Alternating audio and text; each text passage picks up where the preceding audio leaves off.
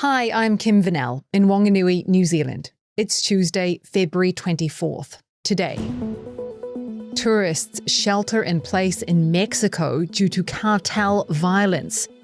Another arrest in the UK over ties to Jeffrey Epstein. A record-breaking blizzard hits the northeast of the US. And we look at any chances for peace after 4 years of fighting in Ukraine. This is Reuters World News, bringing you everything you need to know from the front lines in 10 minutes, 7 days a week.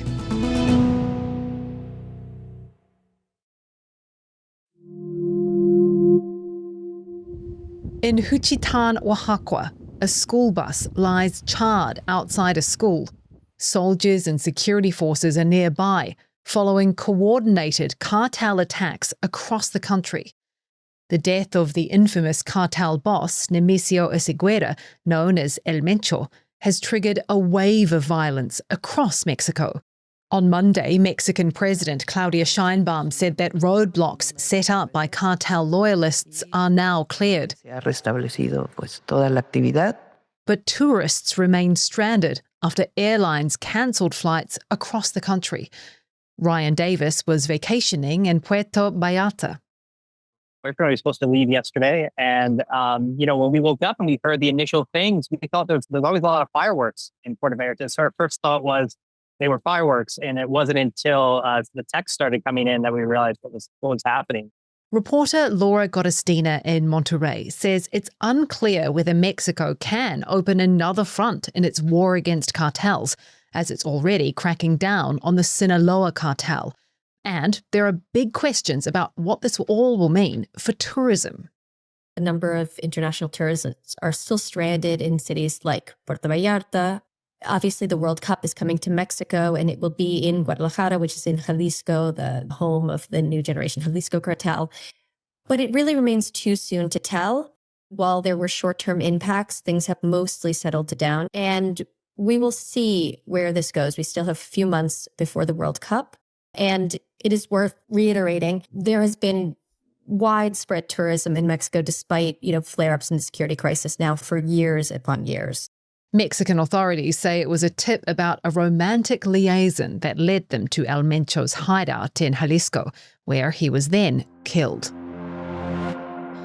Britain's former ambassador to the US has been released on bail after being arrested over ties to Jeffrey Epstein. Peter Mandelson was taken into custody Monday on suspicion of misconduct in public office, a charge that carries a maximum sentence of life imprisonment. There was no immediate response from Mandelson's lawyers. In the US, CBS News says longevity expert Dr. Peter Attia has stepped aside as a contributor after his emails with Epstein became public.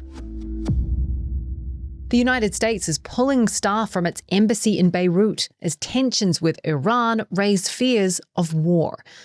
Washington says non-essential personnel and family members are being evacuated, although the embassy will still operate with core staff. The move comes as the USS Gerald R. Ford, an American aircraft carrier, arrives at a NATO base in Greece. Washington is building up one of its largest military deployments in the Middle East. And President Trump is warning Iran there will be serious consequences if nuclear talks collapse, with the next round set for Geneva on Thursday. Iran has threatened to strike American bases if it is attacked, even as both sides insist diplomacy is still possible. New York resident Jonathan Chapman tries to free his car from a mountain of snow after more than 15 inches fell on the city. It's hard work. I've already done it several times already. This winter, it's getting a bit of a pain. Other places in the northeast saw more than a foot of snow. That brought travel to a near standstill for millions as the treacherous conditions closed roads, shut train services, and forced the cancellation of thousands of flights. New York City Mayor Zohran Mamdani says conditions remain dangerous and people should continue to stay home. I know that this is a city full of people who do not like to sit still. And yet, as the snow continues to fall and conditions remain dangerous, I am asking you to do just that.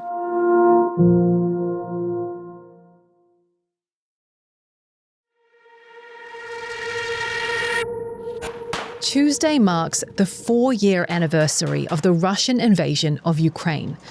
For Ukrainians like Lyudmila, an end to the war can't come soon enough. Our crew caught up with her as she was charging her phone in a humanitarian aid tent. She says this last year has been the hardest for her personally, noting the blackouts, the brutal cold, and frequent attacks. Reuters' Mike Collett-White says 4 years in, there are positive signs for peace in that talks are happening between Russia and Ukraine, brokered by the US. But major issues remain, and Ukraine has questions.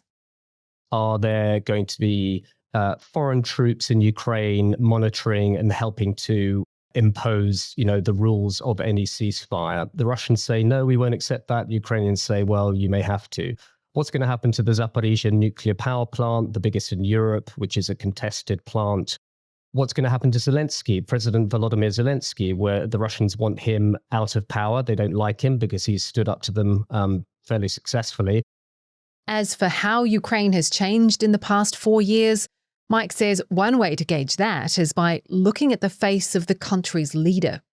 The way I and some of my colleagues look at it is if you want to see how Ukraine has changed, then look at time-lapse photographs of Volodymyr Zelensky. So when he came to power in 2019, when he was first elected, he was a young, bushy-tailed, bright, kind of almost boyish, impish leader.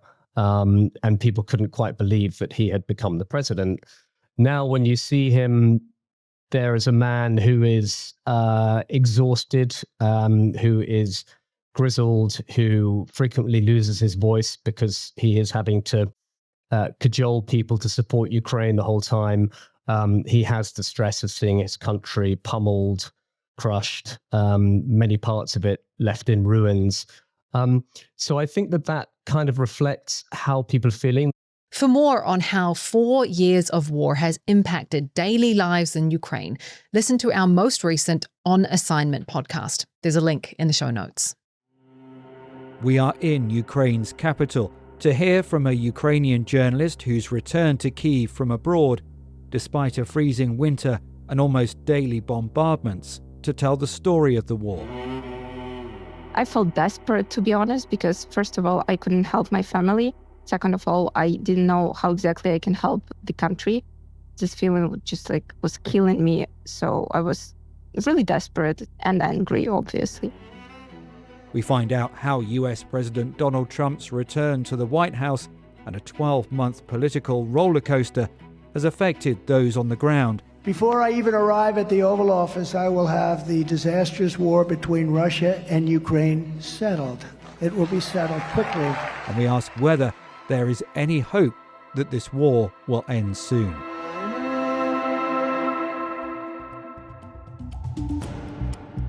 France has banned US Ambassador Charles Kushner from meeting with French government officials after he failed to show up at the Foreign Affairs Ministry.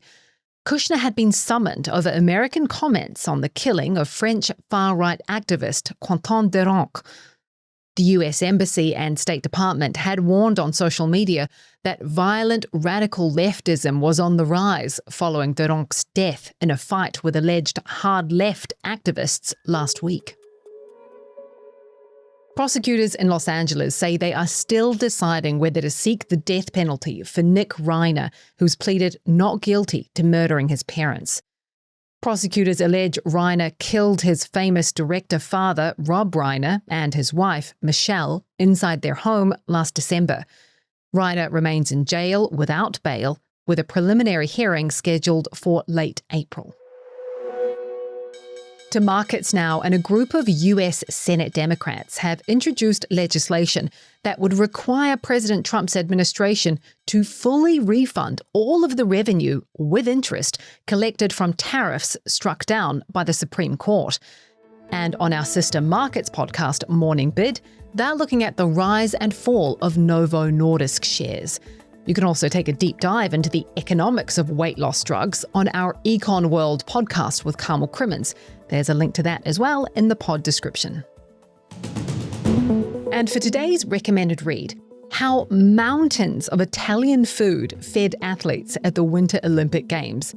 That fuel included about 1,800 meters of pizza and a ton of Grana Padano cheese per day.